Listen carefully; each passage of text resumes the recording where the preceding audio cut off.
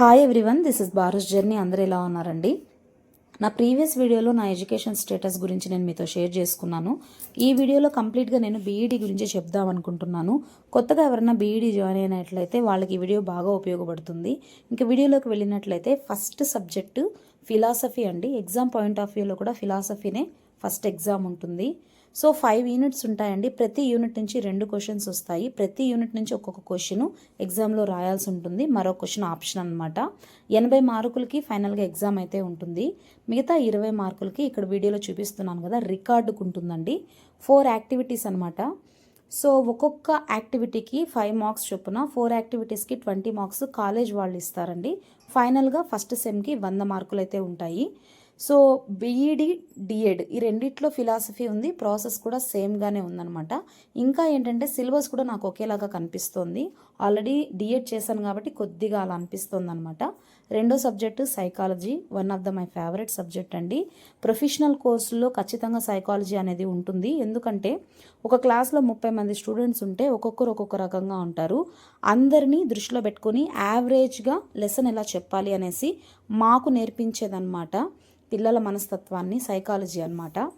ఇది వచ్చి ఇక్కడ సైకాలజీ 6th నుంచి 10th వరకు ఎలా చెప్పాలని ఉంటుందండి. డిఎడ్లో వచ్చి ఎలిమెంటరీ కాబట్టి 1వ క్లాస్ నుంచి 5వ క్లాస్ వరకు పిల్లల్ని ఎలా చెప్పాలి అని ఉంటుందన్నమాట. అది వేరియేషను.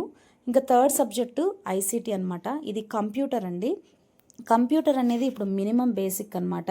ఇంకా తరాలు మారే కొద్దికి ఖచ్చితంగా ఉపయోగపడే సబ్జెక్ట్ కాబట్టి మనకి డిఎడ్లో ఉంది, బీఈడీలో కూడా ఐసీటీ ఉందన్నమాట. సిలబస్ కూడా సేమ్గా ఉంది. ఇంకో సైకాలజీ గురించి నేను అనుకునే ఒక మాట ఏంటంటే స్కూల్ లెవెల్లో కూడా 5th నుంచి 10th వరకు సైకాలజీని కానీ పెట్టామంటే పిల్లలకి నెగిటివ్ థాట్స్, సూసైడ్ చేసుకోవడం ఇలాంటివి చాలా వరకు తగ్గుతుందండి. సైకాలజీకి అంత పవర్ ఉంది ఆ సబ్జెక్ట్లో. జీవితం అంటే ఏంటో చెప్పే వన్ ఆఫ్ ద సబ్జెక్ట్ అనమాట సైకాలజీ. నేను అది చదివిన తర్వాతే చాలా ప్రాబ్లమ్స్ని నిజ జీవితంలో కూడా ఫేస్ చేసి తట్టుకొని నిలబడ్డాను అనమాట. ఇంకా 4th సబ్జెక్టు సోషల్ అండి. ఇది మెథడ్. ఇదేంటంటే ఇప్పుడు ఈ 3 సబ్జెక్టులు బీఈడీ చేసే అందరికీ కామన్గా ఉంటాయండి. ఈ 2 సబ్జెక్ట్స్ అంటే 2 మెథడ్స్ ఉంటాయి ఇప్పుడు చెప్పేవి. అవి డిగ్రీలో మీరు ఏ గ్రూప్ అయితే తీసుకున్నారో దాన్ని బట్టి ఫస్ట్ మెథడ్ ఉంటుంది. నాకు డిగ్రీలో బీకామ్ అండి, అందుకే నేను సోషల్ తీసుకోవాల్సి వచ్చింది. యాక్చువల్గా నేను ఇంటర్లో బైపీసీ అనమాట. నర్సింగ్ చేద్దామని బైపీసీ తీసుకున్నాను.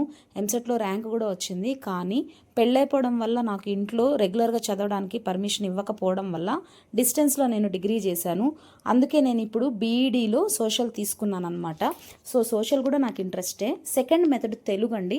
ఎప్పుడు కానీ సెకండ్ మెథడ్ మనకి ఉపయోగపడే విధంగా తీసుకోవాలి. నేను ఎందుకు తెలుగు తీసుకున్నానంటే ఫ్యూచర్లో నేను ఎంఏ తెలుగు చేసినట్లయితే డిఎస్సిలో ఆల్రెడీ ఎస్జిటి చదివాను కాబట్టి ఎస్జిటి పేపరు, ఇప్పుడు సోషల్ బీఈడీ తీసుకున్నాను కాబట్టి సోషల్ పేపరు, థర్డ్ది ఎంఏ తెలుగు ఉంది కాబట్టి తెలుగు పండిట్ పేపర్, 3 పేపర్లకి నేను ఎలిజిబుల్ అవుతాను. అందుకే నేను ఇప్పుడు తెలుగు తీసుకున్నాను అనమాట. సో ఇదండి 5 సబ్జెక్ట్స్ ఉంటాయి. ఒక్కొక్క సబ్జెక్ట్కి 100 మార్కులు ఫస్ట్ సెమ్ము. ఇంకా ఏమైనా డౌట్స్ ఉంటే మెసేజ్ చేయండి. వీడియో నచ్చితే లైక్ చేయండి.